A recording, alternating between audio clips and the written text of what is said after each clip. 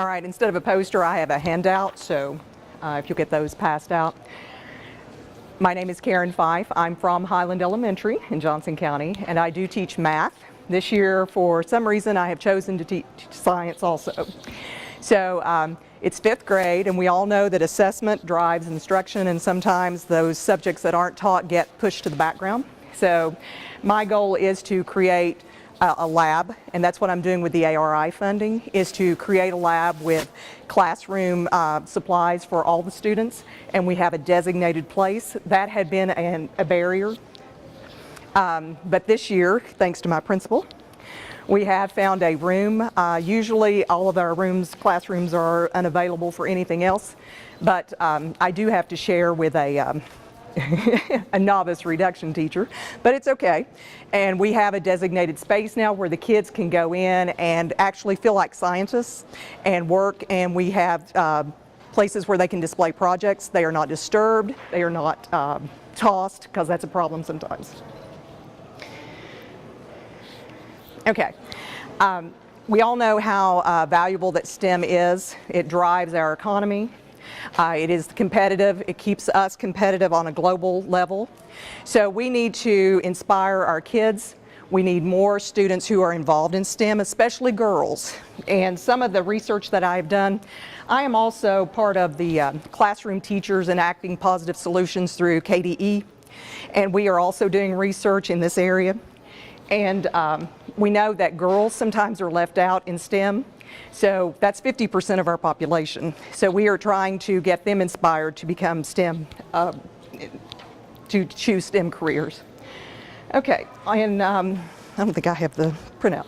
Okay, Microsoft did a study, and they showed that interest in STEM starts around the age of 8. So we need, as elementary teachers, to get our kids involved.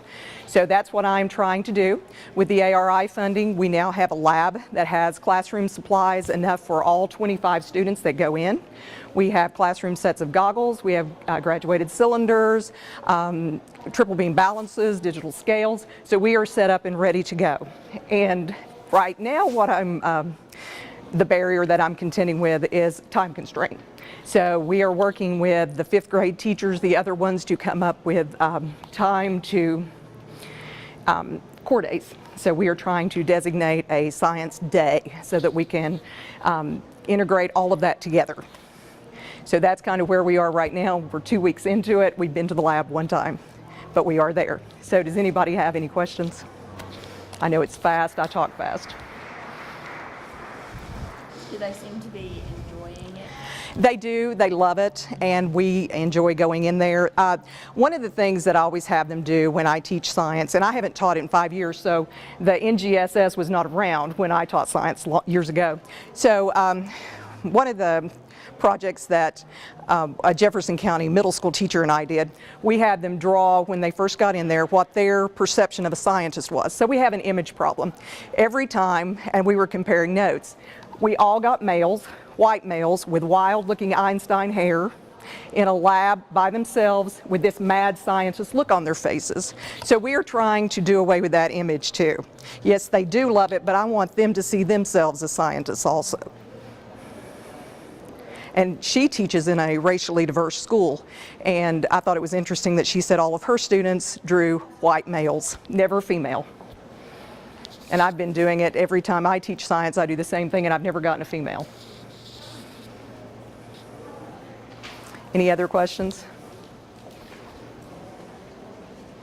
Okay.